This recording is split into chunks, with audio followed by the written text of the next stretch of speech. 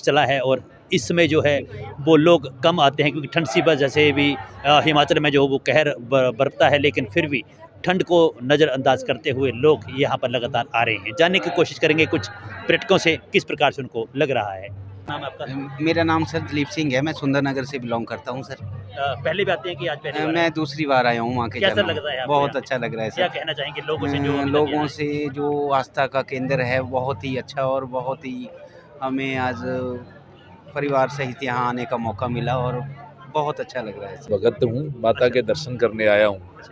भवानी खेड़ा, भिवानी, हरियाणा से आया हूँ। हरियाणा से आए हैं आप? जी जी अच्छा, तो ये हमारे पर्यटक हैं, यहाँ पर घूमने आए हैं। कैसा लग रहा है आपको यहाँ पे? जी, माता रानी से मन से बड़ा दिल खुश हो गया। बड़े अच्छे दर्शन हुए हैं। आज से 1 साल पहले भी आया था। माता ने मनोकामनाएं हमारी पूर्ण की है। आज माथा टेकने आया हूँ, माता जी के दर्शन हुए। अभी कुछ देर और रुकूंगा इधर। बड़ी श्रद्धा से मैं यहाँ से करीब 7 से 8 घंटे का रास्ता सफ़र है मेरा। 450-500 किलोमीटर दूर से आया हूँ। बड़ी श्रद्धा से मैं मेरी फैमिली के साथ आया हूँ। मेरी धर्मपत्नी, मेरी क्या बेटी संदेश के आपका साथ। लोगों को रहेगा जो ऐसे काम करते हैं? मेरा संदेश ये है कि जो माता के दरबार में, जगत जननी मैया के दरबार में जो भी भगत जन आता है, उसने वहाँ माता की सेवा के साथ साथ अपितु जन सेवा भी करनी चाहिए। हृदय से साथ धर्म कर्म करना चाहिए, गौ की सेवा करनी चाहिए, हर मानस के जरूरतमंद आदमी की सेवा करनी चाहिए। प्यार प्रेम से रहेंगे। और सबसे बड़ी बात है, धर्म में जिसकी आस्था जितनी हो गई, उससे बड़ी चीज़ कुछ है भी नहीं। मेरा तो आपके चैनल के माध्यम से सभी दर्शकों को, सभी भक्तों को एक निवेदन ये है कि आप धर्म कर्म करें, अच्छी संगत करें, दें, अपने बच्चों को अच्छे संस्कार दें। ताकि भक्त का बनता भी यही है, जगत जननी मैया है, जगत जननी मैया। बिलासपुर से सर। भाई जी, कैसा लग रहा है आपको यहाँ पे?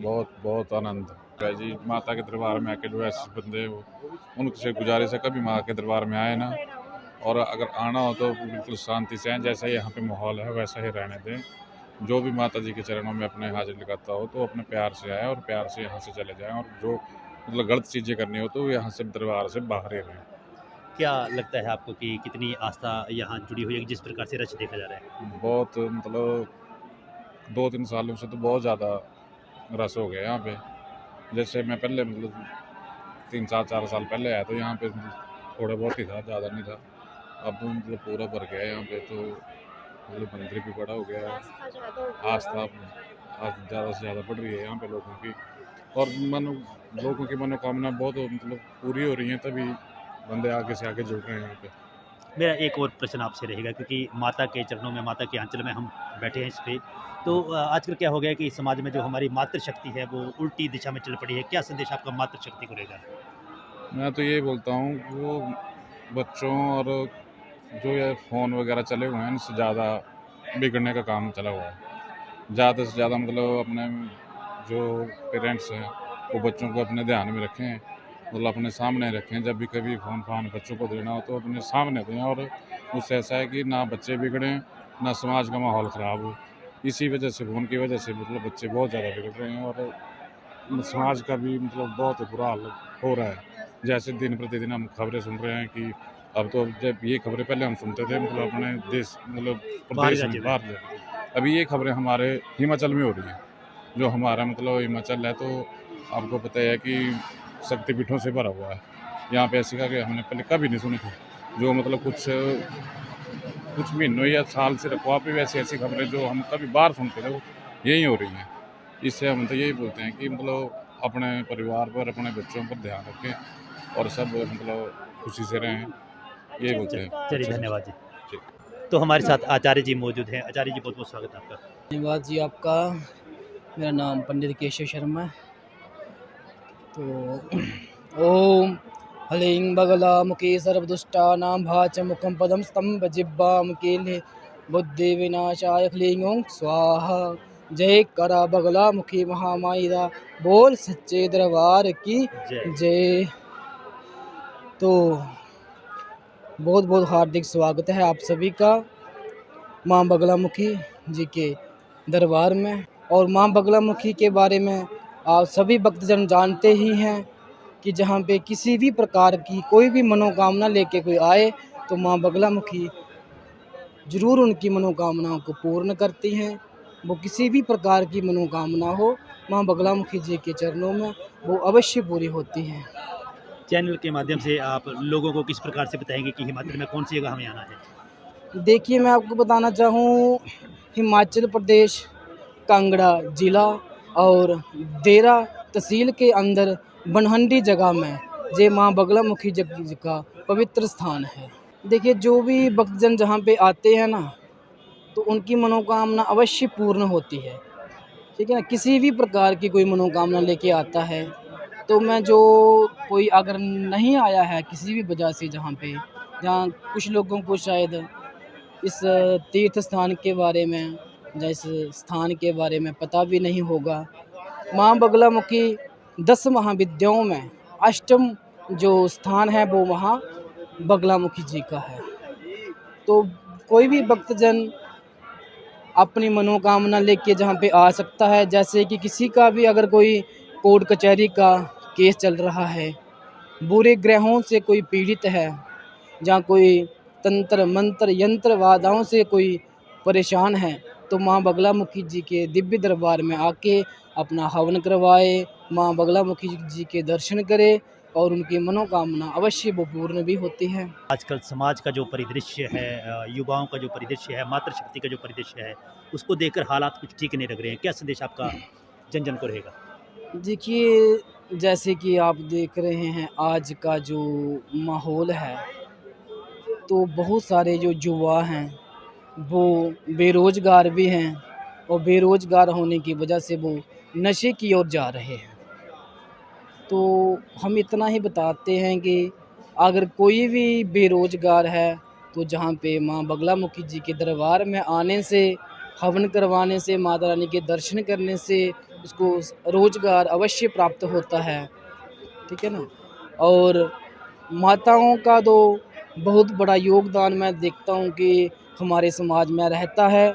को धर्म को लेके और अपने घर में भी सभी पूजा पाठ तो करते ही हैं।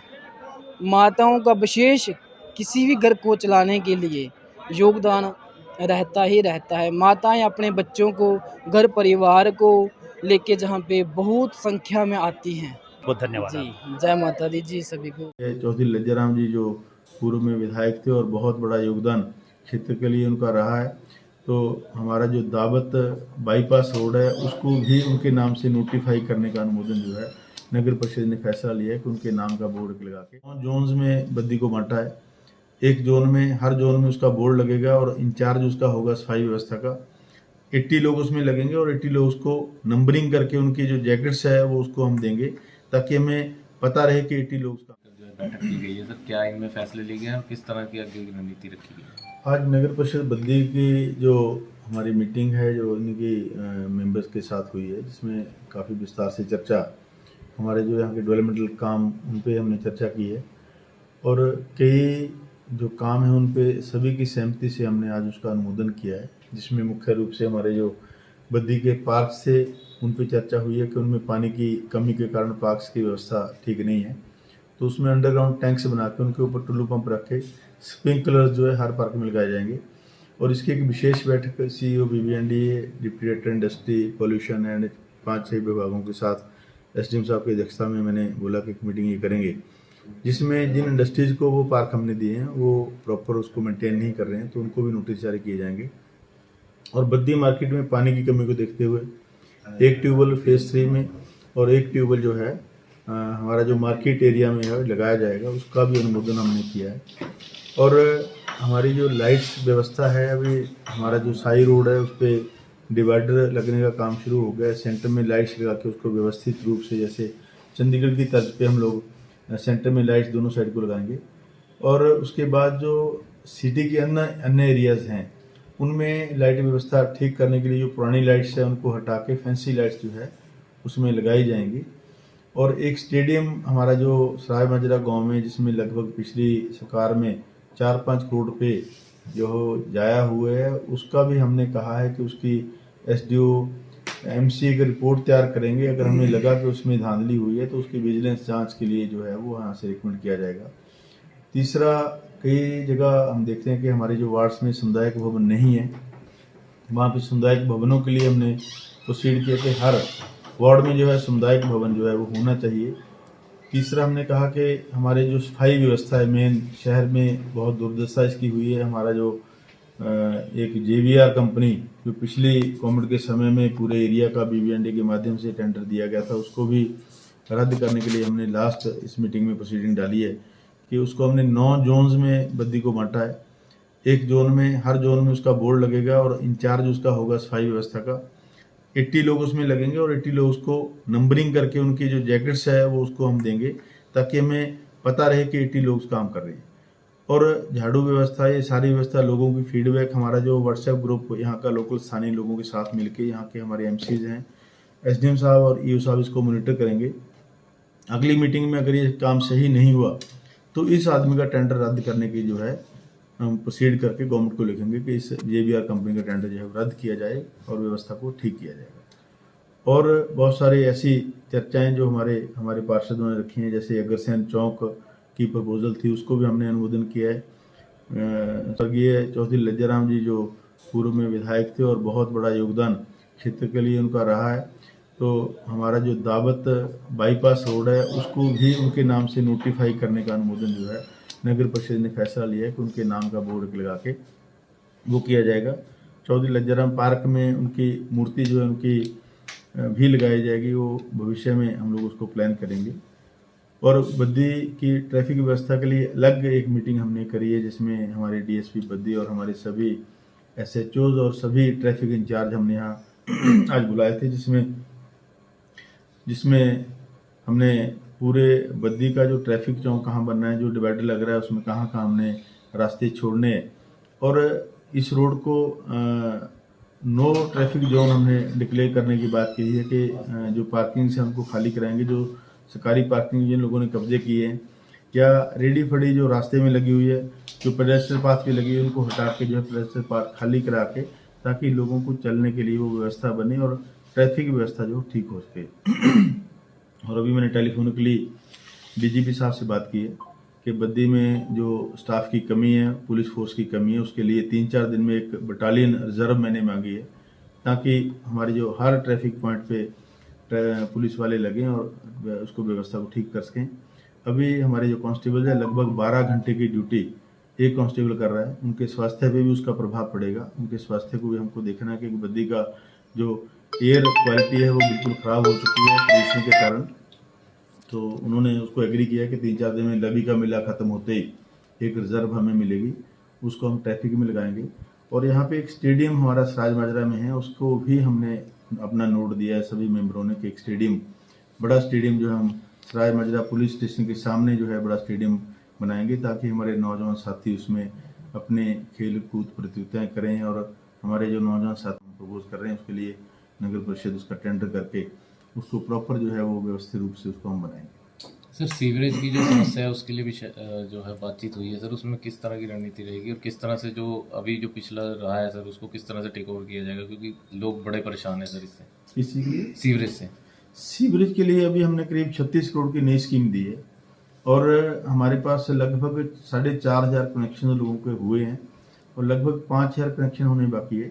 तो मैंने SDM साहब की ड्यूटी लगाई है कि आप और EO साहब बद्दी और हमारे MCs को साथ लेके, चेयरमैन साहब को साथ लेके फिजिकल वेरिफिकेशन जो एरिया के करेंगे। जिन लोगों के कनेक्शन नहीं है उनको कनेक्शन देने के लिए उनके गेट तक जो है वो चैम्बर जो बने हैं उनके गेट तक पाइप हम देंगे और गेट से अंदर का पाइप लोग देंगे। हम इस तरह का मैकेनिज्म कर रहे हैं कि लोगों को एक मुश्त राशि या तो कमेटी में जमा 500-600 रुपये जितना उसमें पाइप में लगेगा, क्योंकि गेट तक का हमारा काम है, उसके आगे उनका काम है, तो वो पैसा लेके या वो खुद कराएंगे या इस टाइप का कोई मैकेनिज्म हम उसमें करेंगे। तीसरा, एक पब्लिक ट्रैफिक कमेटी हम गठित करने जा रहे हैं, जिसमें हमारे एरिया के मुख्य लोग जो जानते हो कि ट्रैफिक में क्या सुझाव हमने देने, उसके लिए भी एक गठन हमारे SDM साहब की अध्यक्षता में हम लोग करेंगे। तो ये समय समय पे उसकी मीटिंग्स करके जो है एरिया को ठीक करेंगे। नेशनल हाईवे पे ट्रैक्टर्स को कब नहीं चलने देना, कब चलने देना, पीक आवर्स में हमने उनको भी बंद किया है और कई रोड्स को बैन किया, जैसे झाड़मजरी से हमारा बस स्टैंड से जो BBND रोड है, ओलंपिक चौक रोड है, उसको हमने बंद किया है पीक आवर्स परमानेंटली, जो है उसमें हैवी व्हीकल नहीं चलेंगे। और हमारा जो बुरावाड़ा रोड है उसको भी हमने बंद किया है। सुबह 9 से 10 और शाम को 4 से 5:30 तक जो उसको भी हमने बंद किया है। और नेशनल हाईवे पे पीक आवर्स में ट्रैक्टर्स और इनको भी हमने बैन किया कि नहीं चलेंगे। साई रोड पे पहले ही हमने बंद किया हुआ है। तो उस तरीके से शहर को सुंदर बनाने के लिए और शहर को व्यवस्थित करने के लिए कई सारे कड़े कदम जो है आज हमने इस मीटिंग में फैसले लिए। तो एसडीएम साहब हमारे मेहनती हैं और उसको हम लोग इम्प्लीमेंट करके मुझे लगता है कि 1-1.5 महीने में हमें और अच्छा जो है गद्दी को देखने का मौका मिलेगा। स्टोर पे गया तो कपड़े वाले ने बाप ने मेरे को ये बात बताई कि मैं सरकारी नौकरी से रिटायर आया हूँ और मेरे बेटे ने क्या किया कि मेरा जो पेंशन का सारा पैसा था और जो एक अनुमानित रकम जो जब रिटायरमेंट पे मिलती है वो भी सारी रकम जो है पहले तो बिजनेस करने के लिए माँ बाप से ली और बिजनेस शुरू करवा दिया। अब वो बिजनेस तो शुरू हो गया, अब खुद जो लड़का है फिर नशे से नहीं हटा और नशे के चक्कर में वो दिल्ली, नोएडा और बाकी पंजाब के अलग अलग शहरों में रह रहा है। जो पैसे उसके पास हैं उनसे एंजॉय कर रहा है और बूढ़े माँ बाप को जो उन्होंने बिजनेस अपने बेटे के लिए पैसे लगाकर शुरू करवाया था, अब वो बेचारे उस दुकान पे बैठे हुए हैं। तो इस प्रकार है कि नशा तो बिल्कुल ही परिवार नस्लों की नस्लें उजाड़ देता है, चाहे आपके पास जितना मर्जी पैसा हो। रेंगता हिमाचल कहाँ तक सच है? ये बिल्कुल सत्य है, क्योंकि हिमाचल के लोग रहेंगे ही, क्योंकि पंजाब के लोगों के पास ज़मीनें थी, पैसा था, उन्होंने तो उड़ा दिया पैसा हवा में। पर हिमाचल वालों के पास इतना पैसा भी नहीं है। यहाँ के लोग सामान्य रूप से रहने वाले लोग हैं। हिंदुस्तान वापस भेजा अभी कोई 1 साल पहले की बात है। तो मेरी यही सभी से गुजारिश है और प्रशासन से खासकर यही गुजारिश है, कृपया ये चिट्टे के नशे को जितना जल्दी हमारे हिमाचल से बाहर निकाल सको, यही मेरी गुहार है। सख्त से सख्त कार्रवाई इन लोगों के ऊपर होनी चाहिए। विशाल जी, सिर्फ हिमाचल देश क्यों नहीं पकड़ा जा रहा है या कोई लड़के पकड़े जा रहे हैं, काफ़ी न्यूज़ जो है वायरल हो रही हैं। तो मेरा तो यही संदेश है प्रशासन में, प्लीज़ रिक्वेस्ट है, कड़ी से कड़ी लोगों के ऊपर शिकंजा कसा जाए। बिकॉज ऐसा ही एक वाक्य मेरे साथ इंग्लैंड में हो चुका है। ऐसी व्यवस्था तो मैंने आज तक, मैं सही बोल रहा हूँ, हिंदुस्तान आता जाता रहता हूँ और विदेशों में भी जाता हूँ। इतना अच्छे तरीके से अगर किसी ने हैंडल किया तो यहाँ पर किया। हाँ, इंग्लैंड में भी वहाँ पर भी सुविधा है, पर इतने 6 कॉल करके हमें बार बार पूछना, ऐसी सुविधा तो हमें विदेशों में भी नहीं मिलती जी। वहाँ पर हमें जैसे कि एक होटल वाले के साथ व्यवस्था हुई, वहाँ पर एक होटल वाले के पास हमने रुकने की सोचा तो उन्होंने हमें मात्र 150 रुपये में रहने के लिए बिस्तर और हमें ऊपर ओढ़ने के लिए रजाई का प्रबंध करवाया। ऐसा नहीं था कि लोग हमें वहाँ पर लूट रहे थे। उन्होंने सिर्फ ये जानकारी दी कि वो ट्रक जो है सही नहीं चला रहा, तो उसी पर उन्होंने 6 बार हमें एम्बुलेंस ने अलग फ़ोन किया और बाकी प्रशासन ने हमें अलग बार फ़ोन किया। ज़्यादा भीड़ है, बार बार दिखा रहे थे, क्या वाकई में था, लगा कुछ? हाँ, भीड़ तो वहाँ पर लाखों में थी, पर व्यवस्था जो योगी सरकार ने की हुई थी, जो कि मेरे को लगता है बाकी सरकारों को भी इस चीज़ पर ध्यान देना चाहिए। करोड़ों लोगों, लाखों लोगों को व्यवस्थित रूप से उन्होंने सारी ही व्यवस्था की थी। अच्छा, में स्नान करके आए हैं तो इनसे जानते हैं यहाँ कि वहाँ पर इन्होंने क्या क्या गतिविधि देखी और कैसा लगा, वहाँ पर क्या महसूस हुआ। नमस्कार जी, विनोद जी, और हर हर महादेव। आज हम महाकुंभ की यात्रा संपन्न कर आज आए हैं। तो वहाँ पर हमने 26 तारीख का महाशिवरात्रि वाले दिन वहाँ पर स्नान किया। तो हमारा तो बहुत अच्छा एक्सपीरियंस जो है वहाँ का रहा है। हमने जो भी रास्ता था, रास्ते में जो भी सड़कें यूपी में बनाई गई हैं वो बहुत ही अच्छी, ऐसे महसूस होता है कि आप सड़क पे नहीं, आप एक पानी के ऊपर अपनी गाड़ी चला रहे हैं। 100 किलोमीटर तक आपको आंखें बंद करके भी, वैसे बंद तो नहीं करनी चाहिए, पर बंद करके भी अगर गाड़ी चलाते हो तो आपको कोई दिक्कत परेशानी नहीं है। और देखा जाए अगर भीड़ के हिसाब से वहाँ पर देखा जाए तो हमें तो बिल्कुल भी भीड़ वहाँ पर महसूस नहीं हुई।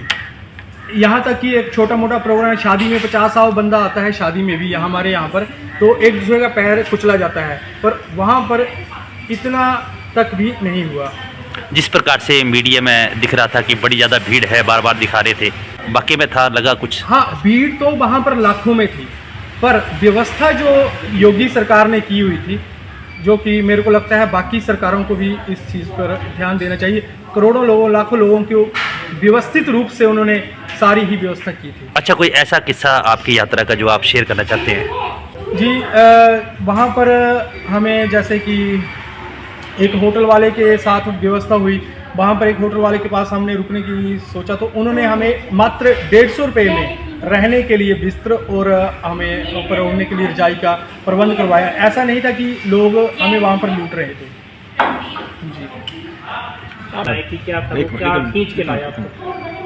जी, यहाँ पर तो बहुत ही भव्य, मेरे को तो बिल्कुल भी ऐसा नहीं लगता कि मैं पराए देश में आया हूँ। पहली बात तो ये, क्योंकि मेरा पहले जन्मभूमि यहाँ की है। पर जब मैं यहाँ से गया था आज से 15-20 साल पहले, तो वहाँ पर उतनी अच्छी व्यवस्था नहीं थी। पर अब यहाँ पर आकर महसूस होता है कि हम किसी उस भारतवर्ष में नहीं है जो कि हमारे 10-15-20 साल पहले का था। अब बिल्कुल चेंज हो चुका है। यहाँ पर हमें बिल्कुल भी ऐसा नहीं महसूस हुआ कि कोई चीज़ हमें नहीं समय पर मिल पाती, कोई सुविधा हमें नहीं मिल पाती। हो सकता है कुछ थोड़ी बहुत कमियां होंगी इंग्लैंड के आधार पर, उस बराबर का नहीं होगा, पर बिल्कुल ऐसा नहीं है कि हमें कुछ भी यहाँ पर दिक्कत परेशानी। बिल्कुल ऐसा हुआ मेरे साथ कि एक ट्रक ड्राइवर था, शायद उसने नशा किया होगा, या मेरा अपना अनुमान है नशा किया या उसकी गलत ड्राइविंग थी, ये मेरे को पता नहीं। तो उसको जब हम ओवरटेक करने लगे तो उसने हमारी तरफ के लिए अपना ट्रक मोड़ दिया। इसी के साथ क्या हुआ कि हमने, चलो उसके बाद पासिंग तो हमने ले ली, क्योंकि 4-5 लेन का वो रोड था। तो उसके बाद क्या हुआ कि उन्होंने जब हमने उनको 112 पर फ़ोन किया, इमरजेंसी हेल्पलाइन पर, उन्होंने तुरंत बाद एक्शन लिया और निरंतर 6 बार हमें वहाँ की पुलिस का या प्रशासन का, एम्बुलेंस का हमें 6 बार लगातार फ़ोन आया कि आपके साथ कोई घटना ऐसी तो नहीं घटी, आप कहाँ पर हो, कौन से टोल नाके पर हो, अपनी लोकेशन बताओ तो हम आपकी सुविधा के लिए आते हैं। ऐसा वहाँ पर हमारे साथ हुआ। लगातार 6 बार फ़ोन आना एक मेरे लिए, मैं समझ नहीं पाता। एक मात्र एक छोटा सा नागरिक भारत का होने के सिर्फ एक फ़ोन कॉल पे हमने सिर्फ ये जानकारी दी कि वो ट्रक जो है सही नहीं चला रहा, तो उसी पर उन्होंने 6 बार हमें, एम्बुलेंस ने अलग फ़ोन किया और बाकी प्रशासन ने हमें अलग बार फ़ोन किया। ये पक्के कौन से राज्य का है जो ये उत्तर प्रदेश का है, यूपी का। मतलब यूपी सरकार ने अच्छी व्यवस्था की है वहाँ पर? बिल्कुल बहुत अच्छी व्यवस्था है। ऐसी व्यवस्था तो मैंने आज तक, मैं सही बोल रहा हूँ, हिंदुस्तान आता जाता रहता हूँ और विदेशों में भी जाता हूँ। इतना अच्छे तरीके से अगर किसी ने हैंडल किया तो यहाँ पर किया। हाँ, इंग्लैंड में भी वहाँ पर भी सुविधा है, पर इतने 6 कॉल करके हमें बार पूछना, ऐसी सुविधा तो हमें विदेशों में भी नहीं मिलती। क्या लगता है आपको, कौन सी मूलभूत सुविधाओं की कमी आजकल हमारे यहाँ पर है? कौन कौन सी ऐसी चीज़ें होनी चाहिए? फिलहाल मेरे को अभी हिंदुस्तान में आए हुए 3-4 दिन हुए हैं, तो 3-4 दिन तो मैं तो यात्रा पर था महाकुंभ की, तो वहाँ पर जो भी मेरे को एक्सपीरियंस रहा तो वो बिल्कुल मेरा अच्छा रहा। वहाँ पर किसी भी प्रकार की मेरे को अभी तक कोई भी परेशानी का सामना, पहले तो ऐसा होता था ना, हर नाके में पुलिस वाले रोक के हाथ देते थे, बेल्ट लगाए भैया निकालो पैसे, पर अब ये हमारे हिंदुस्तान में अब बदल चुका है। ऐसा कहीं भी नहीं है। मैंने 4-5 स्टेटें जो है क्रॉस की, जैसे दिल्ली, यूपी, हरियाणा, पंजाब, अभी हिमाचल में, तो एक भी पुलिस वाले ने 1 भी रुपया हमसे नहीं लिया किसी भी कारण। अच्छा, आप विशाल जी युवा हैं और आप सोचवान हैं, क्या लगता है आपको आजकल जो समाज में चिट्टे का, नशों का प्रचलन बढ़ा है, क्या कहना चाहेंगे, क्या संदेश आपका? बहुत अच्छा जो आपने क्वेश्चन पूछा। अभी थोड़े दिन फेसबुक और मीडिया के माध्यम से थोड़ा बहुत मैं भी अपने हिमाचल और अपने ज़िले से जुड़ा हुआ हूँ, तो यहाँ पर मैंने देखा कि कई दिनों से इस विषय पर कोई चिट्टा पकड़ा जा रहा है या कोई लड़के पकड़े जा रहे हैं। काफ़ी न्यूज़ जो है वायरल हो रही है।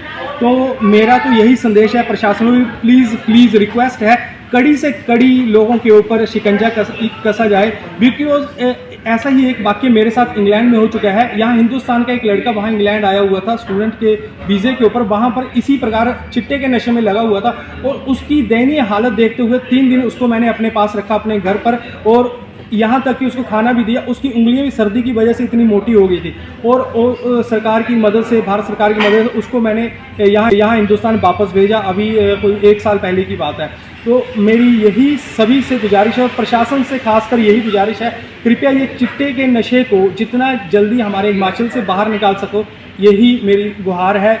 सख्त से सख्त कार्रवाई इन लोगों के ऊपर होनी चाहिए। विशाल जी, सिर्फ हिमाचल देश क्यों नहीं? हाँ बिल्कुल, ये आपका बात सत्य है, पर पता बात क्या है, अभी नया जो है हिमाचल में शुरू हो रहा है। मैंने पहले कभी अपने हिमाचल में देवभूमि में इस प्रकार के नशे के बारे में कभी सुना नहीं। अभी पंजाब और बाकी स्टेटों में तो ये तो बहुत बुरा हाल है, बाकी स्टेटों में है जो भी है। उड़ता पंजाब पहले बात चली थी, अब रेंगता हिमाचल कहाँ तक सच है? ये बिल्कुल सत्य है, क्योंकि हिमाचल के लोग रेंगेंगे ही, क्योंकि पंजाब के लोगों के पास ज़मीनें थी, पैसा था, उन्होंने तो उड़ा दिया पैसा हवा में। पर हिमाचल वालों के पास इतना पैसा भी नहीं है। यहाँ के लोग सामान्य रूप से रहने वाले लोग हैं, जो कि एक लिमिटेशन है। यहाँ पर फिर लोग ना रेंगना शुरू कर देंगे, उड़ेंगे नहीं, यहाँ पर रेंगेंगे लोग, क्योंकि पैसे पंजाब में तो खुला पैसा है और सरकारें भी वहाँ का ख्याल नहीं रखती। कई बार ऐसा भी सुना है कि नेताओं द्वारा भी लोगों को इस तरह की जगह पर लगाया जाता है, पर हिमाचल में ऐसी कोई सुविधा नहीं किसी भी युवा को मिलेगी। तो ये रेंगता हिमाचल ही है, वो आपकी बात बिल्कुल सही है जी। बिल्कुल, लड़कियों का ऐसा है, मैं आपको थोड़ी सी बात बताऊँ। लड़कियों का है पैसे के पीछे चक्कर, पैसे के चक्कर में लड़कियां कुछ थोड़ा बहुत पैसा बाहर से इकट्ठा कमाने के चक्कर में वो पहले तो शुरुआत करती हैं इस नशे में जाने का, और साथ में ड्रग डीलिंग भी करती हैं। इस तरह का न्यूज़ जो है न्यूज़पेपरों पर हमने सुना है कि वो ड्रग डीलिंग के चक्कर में पड़ जाती हैं। ड्रग डीलिंग के चक्कर में जब पड़ जाती हैं तो सहेलियों को फुसलाना बहुत ही अच्छा एक तरह का आसान तरीका है कि सहेली के साथ जो है बिल्कुल अटैचमेंट हो जाती है। तो उस वजह से लड़कियां तो ज़्यादा इस नर्क में पड़ रही हैं। इन चीज़ों को बिल्कुल ही घर वालों को लड़कियों पर पैनी नज़र रखनी चाहिए, क्योंकि मातृशक्ति ही हमारे समाज की जो है बुनियाद है, नींव है। तो महिलाओं का ऐसी चीज़ों में शामिल होना कितना खतरनाक साबित हो सकता है, क्या कहते हैं? ये तो पूरा समाज खत्म हो जाएगा, और महिलाएं भी इस चीज़ में शामिल हो। इंसान अगर आदमी नशे में पड़ता है तो थोड़ा बहुत नुकसान होगा, 80% तक होगा। अगर महिलाएं इस चीज़ में पड़ी हैं तो 100% हमारे देश का, हिमाचल का बिल्कुल पतन है। इसलिए लड़कियों के लिए जो संदेश है, बिल्कुल भी नशे के पास ना जाएं। अभी सोशल मीडिया में आ रहा था, एक लड़के ने अपने माँ बाप को भी ऐसी आदत से डाल दी क्योंकि उनको घुटनों में दर्द थी, तो उसके लिए उन्होंने दवाई मंगाई, तो उसने भी उसको पता नहीं कौन सी दवाई दी और उसको भी आदत से डाल दी। और अब सोशल मीडिया में ही आ रहा था कि उसने जो अपना घर का सामान भी बेच दिया, सब कुछ कर दिया। तो इसके बारे में क्या आप संदेश देंगे आप? दरअसल बात पता क्या है, ये चिट्टा जो है नशा ही इस प्रकार का है। मेरे कुछ जानने वाले नवा शहर में, थोड़े दिन 1 साल 1.5 साल पहले की बात है, मैं नवा शहर में गया था, तो वहाँ पर मैंने चिट्टे की एक स्टोरी में कपड़े खरीदने के लिए एक स्टोर पे गया, तो कपड़े वाले बाप ने मेरे को ये बात बताई कि मैं सरकारी नौकरी से रिटायर आया हूँ, और मेरे बेटे ने क्या किया कि मेरा जो पेंशन का सारा पैसा था और जो एक अनुमानित रकम जो जब रिटायरमेंट पे मिलती है, वो भी सारी रकम जो है पहले तो बिजनेस करने के लिए माँ बाप से ली और बिजनेस शुरू करवा दिया। अब वो बिजनेस तो शुरू हो गया, अब खुद जो लड़का है फिर नशे से नहीं हटा, और नशे के चक्कर में वो दिल्ली, नोएडा और बाकी पंजाब के अलग अलग शहरों में रह रहा है। जो पैसे उसके पास हैं उनसे एंजॉय कर रहा है, और बूढ़े माँ बाप को जो उन्होंने बिजनेस अपने बेटे के लिए पैसे लगाकर शुरू करवाया था, अब वो बेचारे उस दुकान पे बैठे हुए हैं। तो इस प्रकार है कि नशा तो बिल्कुल ही परिवार नस्लों की नस्लें उजाड़ देता है, चाहे आपके पास जितना मर्जी पैसा हो। जैसा कि आपने देख ही लिया होगा, संजय दत्त जो है इतने मशहूर एक्टर हैं, तो संजय दत्त की स्टोरी उसने खुद संजू फिल्म में सारी स्टोरी बताई है कि किस तरह वो इस नशे के गर्द में पड़ा था, और कैसे वो तो चलो अमीर लोग हैं, थोड़ा पैसा लगाकर उन्होंने चाहे खून चेंज करवाया, कुछ भी करवाया, अपने लड़के को बचा लिया, पर हम सामान्य लोगों के लिए ये बहुत ही खतरा है। हम वहाँ तक के लिए ट्रीटमेंट भी नहीं करवा सकते, हमारा तो सिर्फ नर्क का रास्ता वो आप खोल रहे हैं नशे के चक्कर में। ओम हलिंग बगला मुखे सर्वदुष्टानां भाच मुखम पदम स्तंभ जिब्बाम कीले बुद्धि विनाशाय क्लीं ओं स्वाहा। नमस्कार, बहुत बहुत स्वागत है आपका। आप मेरे साथ जुड़े हैं आज हिमाचल के, क्या उत्तर भारत के सिद्ध प्रसिद्ध स्थल माता बगलामुखी, जो कि बनखंडी कांगड़ा जिला में स्थित है। तो यहाँ पर बहुत से लोग आज भी आ रहे हैं। मार्गशीर्ष मास का कृष्ण पक्ष चला है, और इस समय जो है वो लोग कम आते हैं, क्योंकि ठंड सी वजह से भी हिमाचल में जो वो कहर बरपता है, लेकिन फिर भी ठंड को नज़रअंदाज करते हुए लोग यहाँ पर लगातार आ रहे हैं। जानने की कोशिश करेंगे कुछ पर्यटकों से किस प्रकार से उनको लग रहा है। नाम आपका? मेरा नाम सर दिलीप सिंह है, मैं सुंदरनगर से बिलोंग करता हूँ सर। पहले भी आते हैं कि आज पहले? मैं दूसरी बार आया हूँ वहाँ के। कैसा लग रहा है आपको? बहुत अच्छा लग रहा है क्या सर। कहना चाहेंगे लोगों से जो आस्था का केंद्र है, बहुत ही अच्छा, और बहुत ही हमें आज परिवार सहित यहाँ आने का मौका मिला, और बहुत अच्छा लग रहा है सर। भगत हूँ, माता के दर्शन करने आया हूँ। भवानी खेड़ा, भिवानी, हरियाणा से आया हूँ। हरियाणा से आए हैं आप? जी जी। अच्छा, तो ये हमारे पर्यटक हैं, यहाँ पर घूमने आए हैं, कैसा लग रहा है आपको यहाँ? जी, माता रानी से मन से बड़ा दिल खुश हो गया, बड़े अच्छे दर्शन हुए हैं। आज से 1 साल पहले भी आया था, माता ने मनोकामनाएं हमारी पूर्ण की है। आज माथा टेकने आया हूँ, माता जी के दर्शन हुए। अभी कुछ देर और रुकूंगा इधर। बड़ी श्रद्धा से मैं यहाँ से करीब 7 से 8 घंटे का रास्ता सफ़र है मेरा। 450-500 किलोमीटर दूर से आया हूँ। बड़ी श्रद्धा से मैं मेरी फैमिली के साथ आया हूँ, मेरी धर्मपत्नी, मेरी क्या संदेश आपका लोगों को रहेगा जो ऐसे काम करते हैं? मेरा संदेश ये है कि जो माता के दरबार में, जगत जननी मैया के दरबार में जो जो भी भगतजन आता है उसने वहाँ माता की सेवा के साथ साथ अपितु जन सेवा भी करनी चाहिए। हृदय से साथ धर्म कर्म करना चाहिए, गौ की सेवा करनी चाहिए, हर मानस के ज़रूरतमंद आदमी की सेवा करनी चाहिए। प्यार प्रेम से रहेंगे। और सबसे बड़ी बात है धर्म में जिसकी आस्था जितनी हो गई उससे बड़ी चीज़ कुछ है भी नहीं। मेरा तो आपके चैनल के माध्यम से सभी दर्शकों को, सभी भक्तों को एक निवेदन ये है कि आप धर्म कर्म करें, अच्छी संगत करें, दें, अपने बच्चों को अच्छे संस्कार दें। ताकि भक्त का बनता भी यही है, जगत जननी मैया है, जगत जननी मैया। बिलासपुर। बिलासपुर से सर, भाई जी कैसा लग रहा है आपको यहाँ? बहुत बहुत आनंद है जी। माता के दरबार में आके जो ऐसे बंदे हो, उनसे गुजारिश है कभी माँ के दरबार में आए ना, और अगर आना हो तो बिल्कुल शांति से आएं। जैसा यहाँ पे माहौल है वैसा ही रहने दें। जो भी माता जी के चरणों में अपने हाजिर लगाता हो तो अपने प्यार से आए और प्यार से यहाँ से चले जाएं, और जो मतलब गलत चीज़ें करनी हो तो यहाँ से दरबार से बाहर ही रहें। क्या लगता है आपको कि कितनी आस्था यहाँ जुड़ी हुई है जिस प्रकार से रश देखा जा रहा है? बहुत मतलब 2-3 सालों से तो बहुत ज़्यादा रस हो गया यहाँ पे। जैसे मैं पहले मतलब 3-4 साल पहले आया तो यहाँ पे थोड़ा बहुत ही था, ज़्यादा नहीं था। अब तो मतलब पूरा भर गया है यहाँ पे, तो मतलब मंदिर भी बड़ा हो गया है। आस्था ज़्यादा से ज़्यादा बढ़ रही है यहाँ पे लोगों की, और लोगों की मनोकामना बहुत मतलब पूरी हो रही हैं, तभी बंदे आगे से आगे जुड़ रहे हैं यहाँ पे। मेरा एक और प्रश्न आपसे रहेगा, क्योंकि माता के चरणों में, माता के आंचल में हम बैठे हैं इस पे, तो आजकल क्या हो गया कि समाज में जो हमारी मातृशक्ति है वो उल्टी दिशा में चल पड़ी है। क्या संदेश आपका मातृशक्ति को रहेगा? मैं तो ये बोलता हूँ वो बच्चों और जो ये फ़ोन वगैरह चले हुए हैं इनसे ज़्यादा बिगड़ने का काम चला हुआ है। ज़्यादा से ज़्यादा मतलब अपने जो पेरेंट्स हैं वो बच्चों को अपने ध्यान में रखें, मतलब अपने सामने रखें। जब भी कभी फ़ोन बच्चों को देना हो तो अपने सामने दें, और उससे ऐसा है कि ना बच्चे बिगड़ें ना समाज का माहौल ख़राब हो। इसी वजह से, फ़ोन की वजह से मतलब बच्चे बहुत ज़्यादा बिगड़ रहे हैं, और समाज का भी मतलब बहुत बुरा हाल हो रहा है। जैसे दिन प्रतिदिन हम खबरें सुन रहे हैं कि अब तो, जब ये खबरें पहले हम सुनते थे मतलब अपने देश मतलब प्रदेश में बाहर जाके, अभी ये खबरें हमारे हिमाचल में हो रही हैं। जो हमारा मतलब हिमाचल है तो आपको पता है कि शक्तिपीठों से भरा हुआ है। यहाँ पे ऐसी खबरें हमने पहले कभी नहीं सुनी थी, जो मतलब कुछ महीनों या साल से रखवा पे वैसी ऐसी खबरें जो हम कभी बाहर सुनते थे वो यही हो रही हैं। इससे हम तो यही बोलते हैं कि मतलब अपने परिवार पर, अपने बच्चों पर ध्यान रखें और सब मतलब खुशी से रहें, ये बोलते हैं। चलिए, धन्यवाद जी। तो हमारे साथ आचार्य जी मौजूद हैं। आचार्य जी, बहुत बहुत स्वागत है आपका। धन्यवाद जी आपका। मेरा नाम पंडित केशव शर्मा है। तो ओम हलिंग बगला मुखे सर्वदुष्टानां भाच मुखम पदम स्तंभ जिब्बाम केले बुद्धि विनाशाय क्लीं ओं स्वाहा। जय करा बगला मुखी महामाईदा, बोल सच्चे दरबार की जय। तो बहुत बहुत हार्दिक स्वागत है आप सभी का माँ बगलामुखी जी के दरबार में। और माँ बगलामुखी के बारे में आप सभी भक्तजन जानते ही हैं कि जहाँ पे किसी भी प्रकार की कोई भी मनोकामना लेके कोई आए तो माँ बगलामुखी ज़रूर उनकी मनोकामनाओं को पूर्ण करती हैं।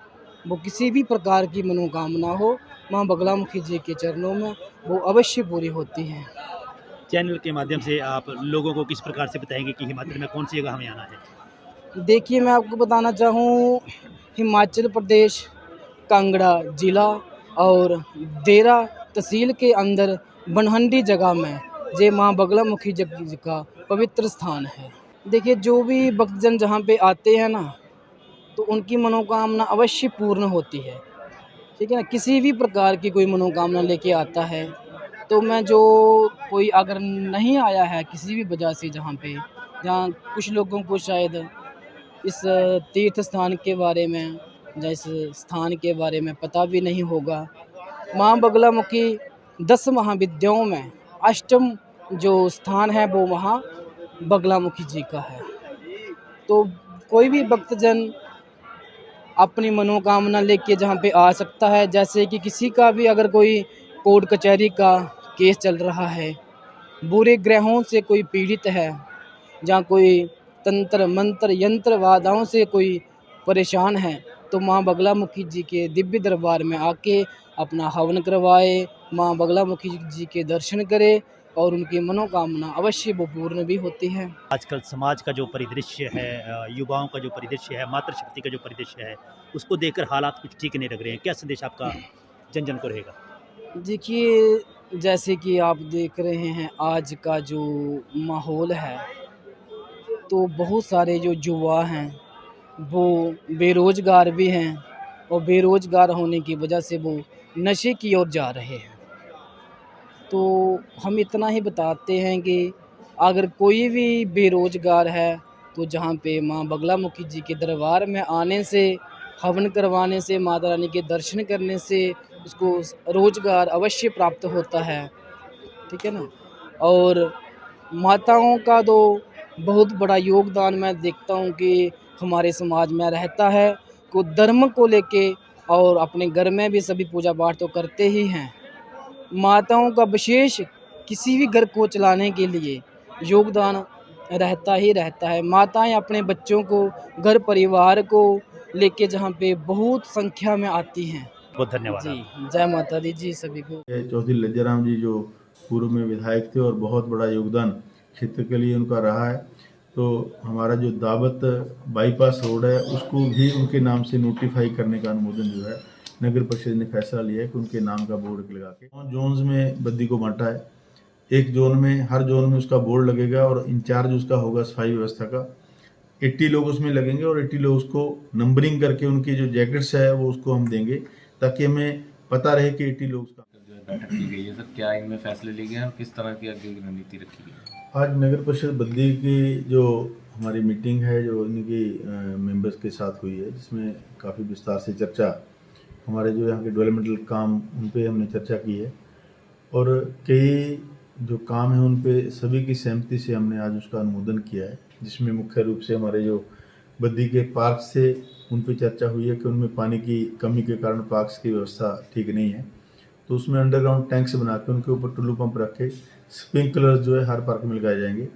और इसकी एक विशेष बैठक CEO BBND, deputy director industry, pollution and 5-6 विभागों के साथ SDM साहब की अध्यक्षता में मैंने बोला कि एक मीटिंग ये करेंगे, जिसमें जिन इंडस्ट्रीज़ को वो पार्क हमने दिए हैं वो प्रॉपर उसको मेंटेन नहीं कर रहे हैं तो उनको भी नोटिस जारी किए जाएंगे। और बद्दी मार्केट में पानी की कमी को देखते हुए एक ट्यूबवेल फेज़ 3 में और एक ट्यूबवेल जो है हमारा जो मार्केट एरिया में है लगाया जाएगा, उसका भी अनुमोदन हमने किया है। और हमारी जो लाइट्स व्यवस्था है, अभी हमारा जो साई रोड है उस पर डिवाइडर लगने का काम शुरू हो गया है। सेंटर में लाइट्स लगा के उसको व्यवस्थित रूप से, जैसे चंडीगढ़ की तर्ज पे हम लोग सेंटर में लाइट्स दोनों साइड को लगाएंगे। और उसके बाद जो सिटी के अन्य एरियाज़ हैं उनमें लाइट व्यवस्था ठीक करने के लिए जो पुरानी लाइट्स है उनको हटा के फैंसी लाइट्स जो है उसमें लगाई जाएंगी। और एक स्टेडियम हमारा जो सराय माजरा गाँव में, जिसमें लगभग पिछली सरकार में 4-5 करोड़ रुपये जो जाया हुए है, उसका भी हमने कहा है कि उसकी SDO MC की रिपोर्ट तैयार करेंगे। अगर हमें लगा कि उसमें धांधली हुई है तो उसकी विजिलेंस जांच के लिए जो है वो यहाँ से रिकमेंड किया जाएगा। तीसरा, कई जगह हम देखते हैं कि हमारे जो वार्ड्स में सामुदायिक भवन नहीं है, वहाँ पे सामुदायिक भवनों के लिए हमने प्रोसीड किया कि हर वार्ड में जो है सामुदायिक भवन जो है वो होना चाहिए। तीसरा, हमने कहा कि हमारे जो सफाई व्यवस्था है, मेन शहर में बहुत दुर्दशा इसकी हुई है। हमारा जो एक JVR कंपनी जो पिछली कोविड के समय में पूरे एरिया का BBND के माध्यम से टेंडर दिया गया था, उसको भी रद्द करने के लिए हमने लास्ट इस मीटिंग में प्रोसीडिंग डाली है कि उसको हमने 9 जोन्स में बद्दी को बांटा है। एक जोन में, हर जोन में उसका बोर्ड लगेगा और इंचार्ज उसका होगा सफाई व्यवस्था का। 80 लोग उसमें लगेंगे और 80 लोग उसको नंबरिंग करके उनकी जो जैकेट्स है वो उसको हम देंगे ताकि हमें पता रहे कि 80 लोग काम कर रहे हैं। और झाड़ू व्यवस्था, ये सारी व्यवस्था लोगों की फीडबैक, हमारा जो व्हाट्सएप ग्रुप यहाँ का लोकल स्थानीय लोगों के साथ मिलके यहाँ के हमारे MCs हैं, SDM साहब और EO साहब इसको मॉनिटर करेंगे।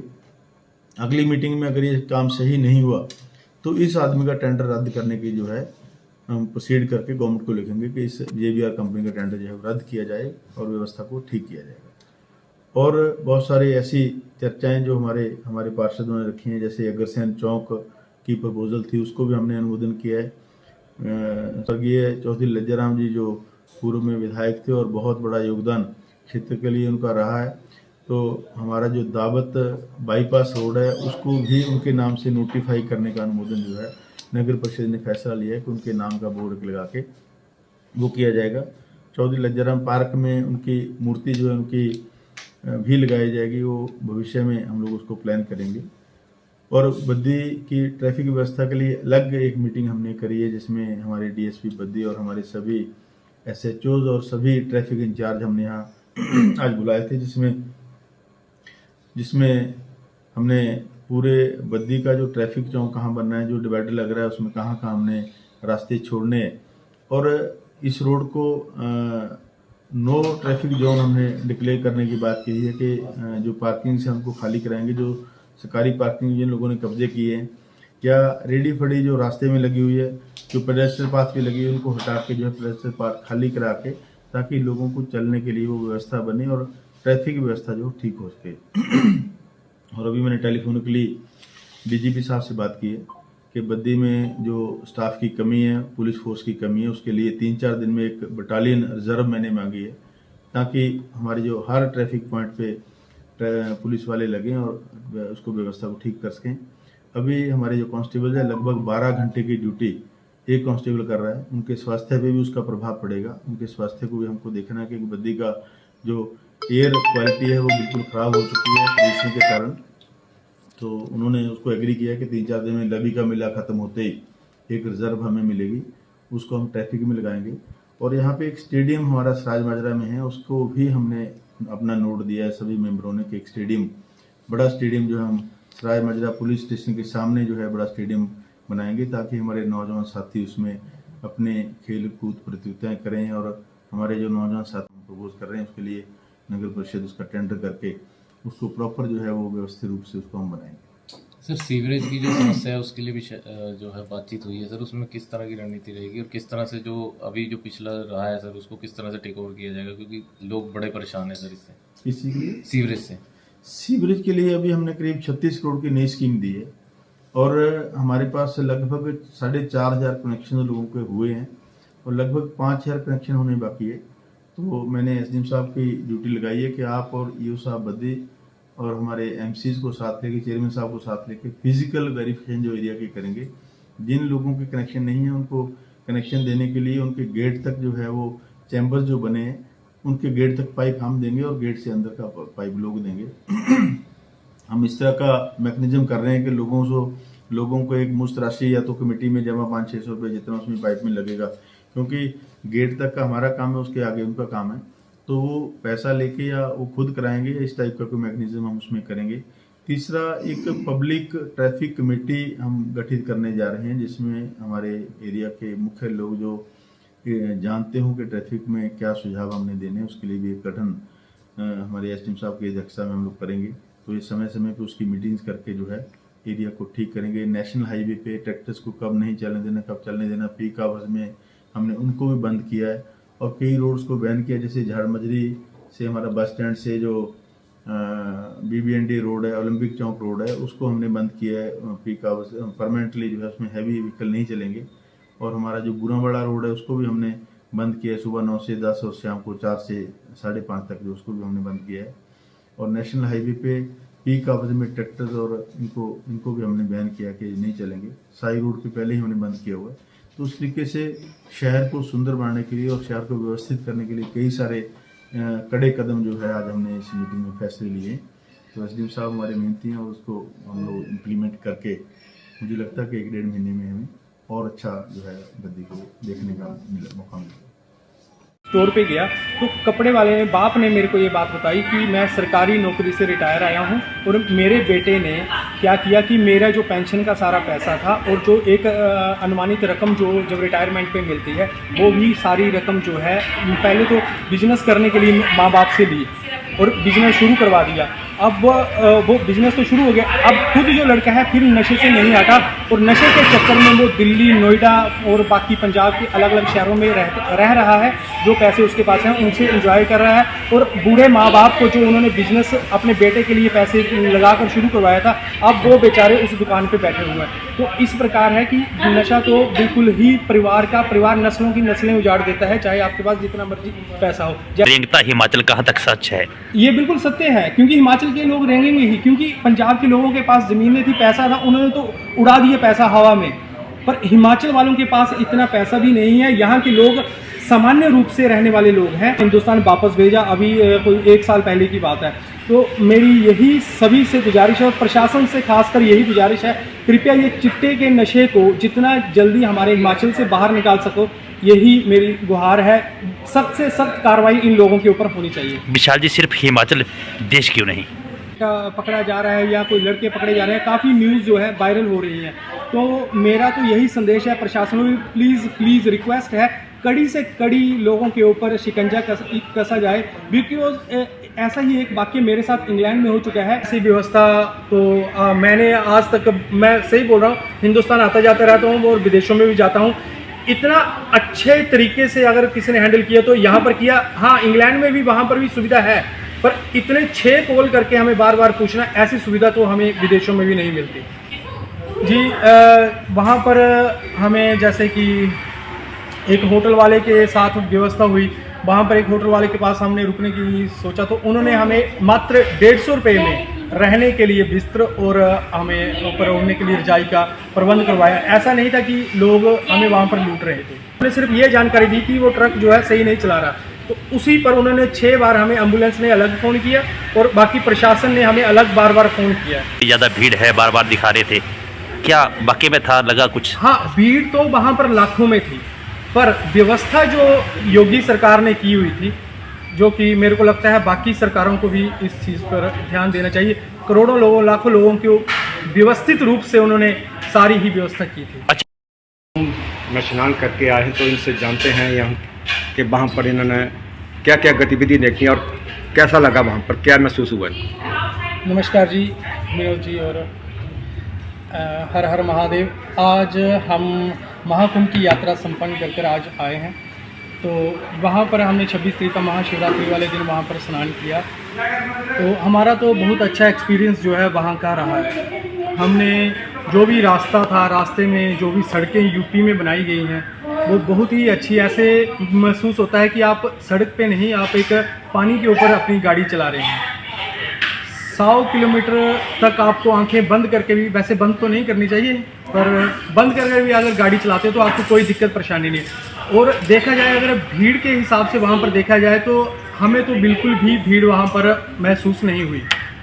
यहाँ तक कि एक छोटा मोटा प्रोग्राम, शादी में 50-100 बंदा आता है, शादी में भी हमारे यहाँ पर, तो एक दूसरे का पैर कुचला जाता है, पर वहाँ पर इतना तक भी नहीं हुआ।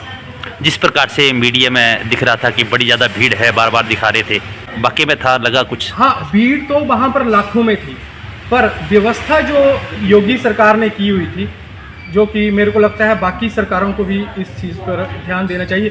करोड़ों लोगों, लाखों लोगों को व्यवस्थित रूप से उन्होंने सारी ही व्यवस्था की थी। अच्छा, कोई ऐसा किस्सा आपकी यात्रा का जो आप शेयर करना चाहते हैं? जी, वहाँ पर हमें जैसे कि एक होटल वाले के साथ व्यवस्था हुई, वहाँ पर एक होटल वाले के पास हमने रुकने की सोचा तो उन्होंने हमें मात्र 150 रुपये में रहने के लिए बिस्तर और हमें ऊपर ओढ़ने के लिए रजाई का प्रबंध करवाया। ऐसा नहीं था कि लोग हमें वहाँ पर लूट रहे थे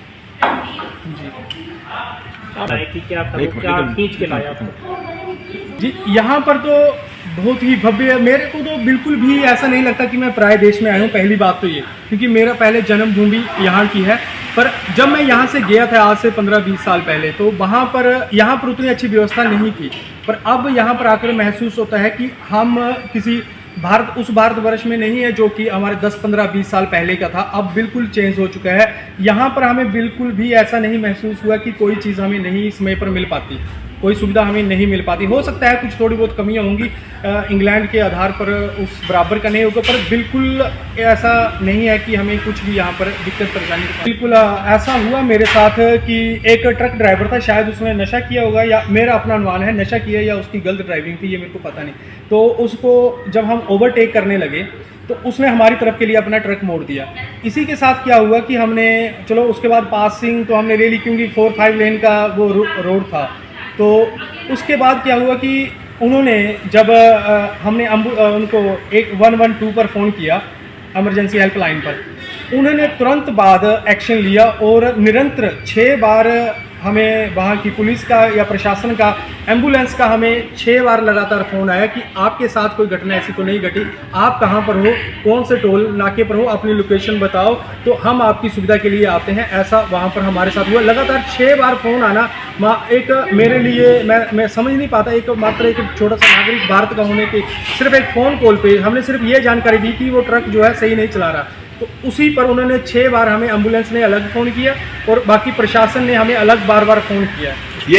ये पक्के कौन से राज्य का है? जो ये उत्तर प्रदेश का है, यूपी का।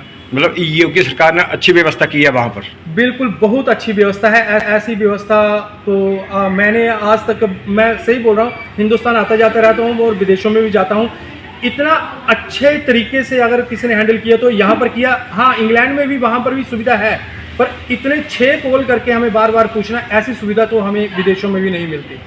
क्या लगता है आपको, कौन सी मूलभूत सुविधाओं की कमी आजकल हमारे यहाँ पर है? कौन कौन सी ऐसी चीज़ें होनी चाहिए? फिलहाल मेरे को अभी हिंदुस्तान में आए हुए 3-4 दिन हुए हैं, तो 3-4 दिन तो मैं तो यात्रा पर था महाकुंभ की, तो वहाँ पर जो भी मेरे को एक्सपीरियंस रहा तो वो बिल्कुल मेरा अच्छा रहा। वहाँ पर किसी भी प्रकार की मेरे को अभी तक कोई भी परेशानी का सामना, पहले तो ऐसा होता था ना, हर नाके पे पुलिस वाले रोक के हाथ देते थे, बेल्ट लगाए भैया निकालो पैसे, पर अब ये हमारे हिंदुस्तान में अब बदल चुका है, ऐसा कहीं भी नहीं है। मैंने 4-5 स्टेटें जो है क्रॉस की, जैसे दिल्ली, यूपी, हरियाणा, पंजाब, अभी हिमाचल में, तो एक भी पुलिस वाले ने 1 भी रुपया हमसे नहीं लिया किसी भी कारण।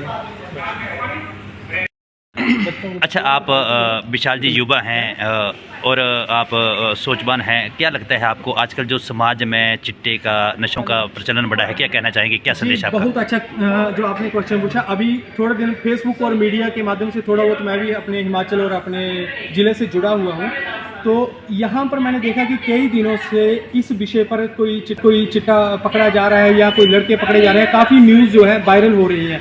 तो मेरा तो यही संदेश है प्रशासन में, प्लीज़ रिक्वेस्ट है, कड़ी से कड़ी लोगों के ऊपर शिकंजा कसा जाए। बिकॉज ऐसा ही एक वाक्य मेरे साथ इंग्लैंड में हो चुका है। यहाँ हिंदुस्तान का एक लड़का वहाँ इंग्लैंड आया हुआ था स्टूडेंट के वीज़े के ऊपर, वहाँ पर इसी प्रकार चिट्टे के नशे में लगा हुआ था और उसकी दयनीय हालत देखते हुए 3 दिन उसको मैंने अपने पास रखा अपने घर पर, और यहाँ तक कि उसको खाना भी दिया। उसकी उंगलियां भी सर्दी की वजह से इतनी मोटी हो गई थी, और सरकार की मदद से, भारत सरकार की मदद से उसको मैंने यहाँ हिंदुस्तान वापस भेजा। अभी कोई 1 साल पहले की बात है। तो मेरी यही सभी से गुजारिश है और प्रशासन से खासकर यही गुजारिश है, कृपया ये चिट्टे के नशे को जितना जल्दी हमारे हिमाचल से बाहर निकाल सको, यही मेरी गुहार है। सख्त से सख्त कार्रवाई इन लोगों के ऊपर होनी चाहिए। विशाल जी, सिर्फ हिमाचल देश क्यों नहीं? हाँ बिल्कुल, ये आपका बात सत्य है, पर पता बात क्या है, अभी नया जो है हिमाचल में शुरू हो रहा है। मैंने पहले कभी अपने हिमाचल में देवभूमि में इस प्रकार के नशे के बारे में कभी सुना नहीं। अभी पंजाब और बाकी स्टेटों में तो ये तो बहुत बुरा हाल है, बाकी स्टेटों में है जो भी है। उड़ता पंजाब पहले बात चली थी, अब रेंगता हिमाचल कहाँ तक सच है? ये बिल्कुल सत्य है, क्योंकि हिमाचल के लोग रेंगेंगे ही, क्योंकि पंजाब के लोगों के पास ज़मीनें थी, पैसा था, उन्होंने तो उड़ा दिया पैसा हवा में, पर हिमाचल वालों के पास इतना पैसा भी नहीं है। यहाँ के लोग सामान्य रूप से रहने वाले लोग हैं, जो कि एक लिमिटेशन है। यहाँ पर फिर लोग ना रेंगना शुरू कर देंगे, उड़ेंगे नहीं, यहाँ पर रेंगेंगे लोग, क्योंकि पैसे पंजाब में तो खुला पैसा है और सरकारें भी वहाँ का ख्याल नहीं रखती। कई बार ऐसा भी सुना है कि नेताओं द्वारा भी लोगों को इस तरह की जगह पर लगाया जाता है, पर हिमाचल में ऐसी कोई सुविधा नहीं किसी भी युवा को मिलेगी। तो ये रेंगता हिमाचल ही है, वो आपकी बात बिल्कुल सही है जी। बिल्कुल, लड़कियों का ऐसा है, मैं आपको थोड़ी सी बात बताऊँ।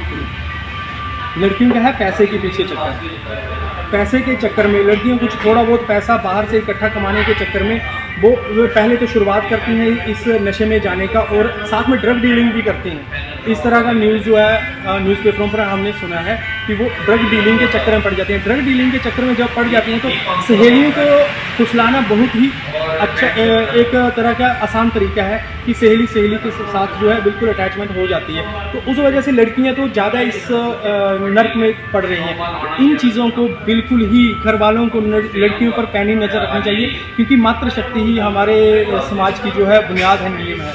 तो महिलाओं का ऐसी चीज़ों में शामिल होना कितना खतरनाक साबित हो सकता है, क्या कहते हैं? ये तो पूरा समाज खत्म हो जाएगा और महिलाएं भी इस चीज़ में शामिल हो। इंसान अगर आदमी नशे में पड़ता है तो थोड़ा बहुत नुकसान होगा, 80% तक होगा। अगर महिलाएं इस चीज़ में पड़ जाएं तो 100% हमारे देश का, हिमाचल का बिल्कुल पतन है। इसलिए लड़कियों के लिए जो संदेश है, बिल्कुल भी नशे के पास ना जाएं। अभी सोशल मीडिया में आ रहा था, एक लड़के ने अपने माँ बाप को भी ऐसी आदत से डाल दी क्योंकि उनको घुटनों में दर्द थी, तो उसके लिए उन्होंने दवाई मंगाई, तो उसने भी उसको पता नहीं कौन सी दवाई दी और उसको भी आदत से डाल दी। और अब सोशल मीडिया में ही आ रहा था कि उसने जो अपना घर का सामान भी बेच दिया, सब कुछ कर दिया। तो इसके बारे में क्या आप संदेश देंगे आप? दरअसल बात पता क्या है, ये चिट्टा जो है नशा ही इस प्रकार का है। मेरे कुछ जानने वाले नवा शहर में थोड़े दिन 1 साल 1.5 साल पहले की बात है, मैं नवा शहर में गया था, तो वहाँ पर मैंने चिट्टे की एक स्टोरी में कपड़े खरीदने के लिए एक स्टोर पे गया, तो कपड़े वाले ने बाप ने मेरे को ये बात बताई कि मैं सरकारी नौकरी से रिटायर आया हूँ और मेरे बेटे ने क्या किया कि मेरा जो पेंशन का सारा पैसा था और जो एक अनुमानित रकम जो जब रिटायरमेंट पे मिलती है, वो भी सारी रकम जो है पहले तो बिजनेस करने के लिए माँ बाप से ली और बिजनेस शुरू करवा दिया। अब वो बिजनेस तो शुरू हो गया, अब खुद जो लड़का है फिर नशे से नहीं हटा और नशे के चक्कर में वो दिल्ली, नोएडा और बाकी पंजाब के अलग अलग शहरों में रह रहा है। जो पैसे उसके पास हैं उनसे एंजॉय कर रहा है और बूढ़े माँ बाप को जो उन्होंने बिजनेस अपने बेटे के लिए पैसे लगाकर शुरू करवाया था, अब वो बेचारे उस दुकान पे बैठे हुए हैं। तो इस प्रकार है कि नशा तो बिल्कुल ही परिवार नस्लों की नस्लें उजाड़ देता है, चाहे आपके पास जितना मर्जी पैसा हो। जैसा कि आपने देख ही लिया होगा, संजय दत्त जो है इतने मशहूर एक्टर हैं, तो संजय दत्त की स्टोरी उसने खुद संजू फिल्म में सारी स्टोरी बताई है कि किस तरह वो इस नशे के गर्द में पड़ा था और कैसे वो तो चलो अमीर लोग हैं, थोड़ा पैसा लगाकर उन्होंने चाहे खून चेंज करवाया, कुछ भी करवाया, अपने लड़के को बचा लिया, पर हम सामान्य लोगों के लिए ये बहुत ही खतरा है। हम वहाँ तक के लिए ट्रीटमेंट भी नहीं करवा सकते।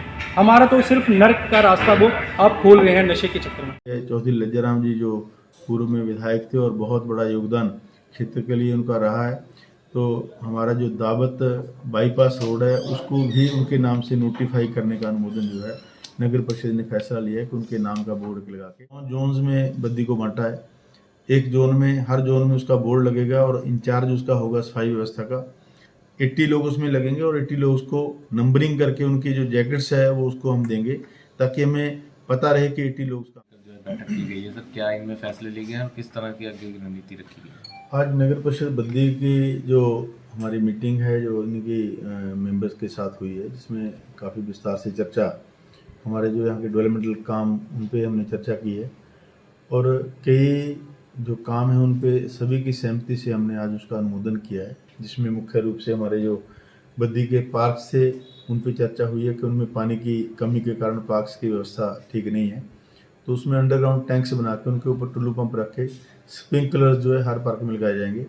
और इसकी एक विशेष बैठक CEO BBNDA, deputy director industry, pollution and 5-6 विभागों के साथ SDM साहब की अध्यक्षता में मैंने बोला कि एक मीटिंग ये करेंगे, जिसमें जिन इंडस्ट्रीज़ को वो पार्क हमने दिए हैं वो प्रॉपर उसको मेंटेन नहीं कर रहे हैं तो उनको भी नोटिस जारी किए जाएंगे। और बद्दी मार्केट में पानी की कमी को देखते हुए एक ट्यूबवेल फेज़ 3 में और एक ट्यूबवेल जो है हमारा जो मार्केट एरिया में है लगाया जाएगा, उसका भी अनुमोदन हमने किया है। और हमारी जो लाइट्स व्यवस्था है, अभी हमारा जो साई रोड है उस पर डिवाइडर लगने का काम शुरू हो गया है। सेंटर में लाइट्स लगा के उसको व्यवस्थित रूप से, जैसे चंडीगढ़ की तर्ज पे हम लोग सेंटर में लाइट्स दोनों साइड को लगाएंगे। और उसके बाद जो सिटी के अन्य एरियाज़ हैं उनमें लाइट व्यवस्था ठीक करने के लिए जो पुरानी लाइट्स है उनको हटा के फैंसी लाइट्स जो है उसमें लगाई जाएंगी। और एक स्टेडियम हमारा जो सराय माजरा गाँव में, जिसमें लगभग पिछली सरकार में 4-5 करोड़ रुपये जो जाया हुए है, उसका भी हमने कहा है कि उसकी SDO MC की रिपोर्ट तैयार करेंगे। अगर हमें लगा कि उसमें धांधली हुई है तो उसकी विजिलेंस जांच के लिए जो है वो यहाँ से रिकमेंड किया जाएगा। तीसरा, कई जगह हम देखते हैं कि हमारे जो वार्ड्स में सामुदायिक भवन नहीं है, वहाँ पे सामुदायिक भवनों के लिए हमने प्रोसीड किया कि हर वार्ड में जो है सामुदायिक भवन जो है वो होना चाहिए। तीसरा हमने कहा कि हमारे जो सफाई व्यवस्था है मेन शहर में बहुत दुर्दशा इसकी हुई है। हमारा जो एक JVR कंपनी जो पिछली कोविड के समय में पूरे एरिया का BBND के माध्यम से टेंडर दिया गया था उसको भी रद्द करने के लिए हमने लास्ट इस मीटिंग में प्रोसीडिंग डाली है कि उसको हमने 9 जोन्स में बद्दी को बांटा है। एक जोन में हर जोन में उसका बोर्ड लगेगा और इंचार्ज उसका होगा सफाई व्यवस्था का। 80 लोग उसमें लगेंगे और 80 लोग उसको नंबरिंग करके उनकी जो जैकेट्स है वो उसको हम देंगे ताकि हमें पता रहे कि 80 लोग काम कर रहे हैं। और झाड़ू व्यवस्था, ये सारी व्यवस्था लोगों की फीडबैक हमारा जो व्हाट्सएप ग्रुप यहाँ का लोकल स्थानीय लोगों के साथ मिलके यहाँ के हमारे MCs हैं, SDM साहब और EO साहब इसको मॉनिटर करेंगे। अगली मीटिंग में अगर ये काम सही नहीं हुआ तो इस आदमी का टेंडर रद्द करने की जो है हम प्रोसीड करके गवर्नमेंट को लिखेंगे कि इस JVR कंपनी का टेंडर जो है रद्द किया जाए और व्यवस्था को ठीक किया जाएगा। और बहुत सारी ऐसी चर्चाएं जो हमारे पार्षदों ने रखी हैं, जैसे अग्रसेन चौक की प्रपोजल थी उसको भी हमने अनुमोदन किया है। स्वर्गीय चौधरी लज्जाराम जी जो पूर्व में विधायक थे और बहुत बड़ा योगदान क्षेत्र के लिए उनका रहा है, तो हमारा जो दावत बाईपास रोड है उसको भी उनके नाम से नोटिफाई करने का अनुमोदन जो है नगर परिषद ने फैसला लिया है कि उनके नाम का बोर्ड लगा के वो किया जाएगा। चौधरी लज्जाराम पार्क में उनकी मूर्ति जो है उनकी भी लगाई जाएगी, वो भविष्य में हम लोग उसको प्लान करेंगे। और बद्दी की ट्रैफिक व्यवस्था के लिए अलग एक मीटिंग हमने करी है जिसमें हमारे DSP बद्दी और हमारे सभी SHOs और सभी ट्रैफिक इंचार्ज हमने यहाँ आज बुलाए थे, जिसमें हमने पूरे बद्दी का जो ट्रैफिक चौक कहाँ बनना है, जो डिवाइडर लग रहा है उसमें कहाँ कहाँ हमने रास्ते छोड़ने हैं और इस रोड को नो ट्रैफिक जोन हमने डिक्लेयर करने की बात की है कि जो पार्किंग से हमको खाली कराएंगे, जो सरकारी पार्किंग जिन लोगों ने कब्जे किए हैं या रेडी फड़ी जो रास्ते में लगी हुई है, जो पेडेस्ट्रियल पाथ पे लगी हुई है, उनको हटा के जो है पेडेस्ट्रियल पाथ खाली करा के ताकि लोगों को चलने के लिए वो व्यवस्था बने और ट्रैफिक व्यवस्था जो ठीक हो सके। और अभी मैंने टेलीफोनिकली DGP साहब से बात की है कि बद्दी में जो स्टाफ की कमी है, पुलिस फोर्स की कमी है, उसके लिए 3-4 दिन में एक बटालियन रिजर्व मैंने मांगी है ताकि हमारे जो हर ट्रैफिक पॉइंट पे पुलिस वाले लगें और उसको व्यवस्था को ठीक कर सकें। अभी हमारे जो कांस्टेबल है लगभग 12 घंटे की ड्यूटी एक कांस्टेबल कर रहा है, उनके स्वास्थ्य पे भी उसका प्रभाव पड़ेगा। उनके स्वास्थ्य को भी हमको देखना है कि बद्दी का जो एयर क्वालिटी है वो बिल्कुल ख़राब हो चुकी है पोल्यूशन के कारण। तो उन्होंने उसको एग्री किया कि 3-4 दिन में लबी का मेला ख़त्म होते ही एक रिजर्व हमें मिलेगी, उसको हम ट्रैफिक में लगाएंगे।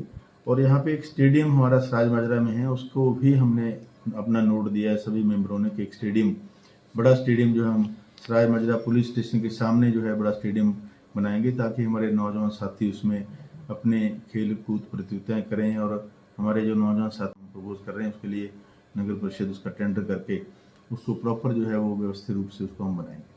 सर, सीवरेज की जो समस्या है उसके लिए भी जो है बातचीत हुई है सर, उसमें किस तरह की रणनीति रहेगी और किस तरह से जो अभी जो पिछला रहा है सर उसको किस तरह से टेक ओवर किया जाएगा, क्योंकि लोग बड़े परेशान हैं सर इससे। इसी के लिए सीवरेज से सीवरेज के लिए अभी हमने करीब 36 करोड़ की नई स्कीम दी है और हमारे पास लगभग 4,500 कनेक्शन लोगों के हुए हैं और लगभग 5,000 कनेक्शन होने बाकी है।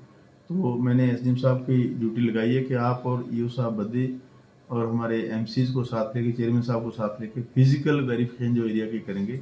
जिन लोगों के कनेक्शन नहीं है उनको कनेक्शन देने के लिए उनके गेट तक जो है वो चैम्बर्स जो बने हैं उनके गेट तक पाइप हम देंगे और गेट से अंदर का पाइप लोग देंगे। हम इस तरह का मैकेनिज्म कर रहे हैं कि लोगों को एक मुश्त राशि या तो कमेटी में जमा 500-600 रुपये जितना उसमें पाइप में लगेगा, क्योंकि गेट तक का हमारा काम है, उसके आगे उनका काम है, तो वो पैसा लेके या वो खुद कराएंगे, इस टाइप का कोई मैकेनिज्म हम उसमें करेंगे।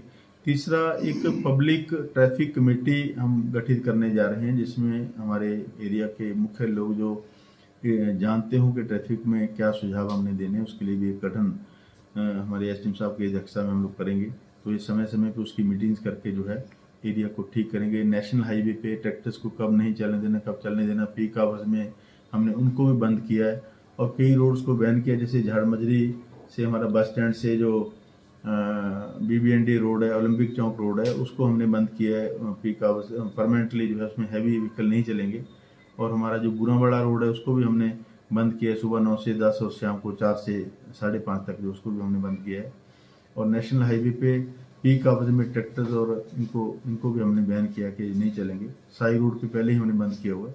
तो उस तरीके से शहर को सुंदर बनाने के लिए और शहर को व्यवस्थित करने के लिए कई सारे कड़े कदम जो है आज हमने इस मीटिंग में फैसले लिए। तो एसडीएम साहब हमारे मेहनती हैं और उसको हम लोग इम्प्लीमेंट करके मुझे लगता है कि 1-1.5 महीने में हमें और अच्छा जो है गद्दी को देखने का मौका मिला।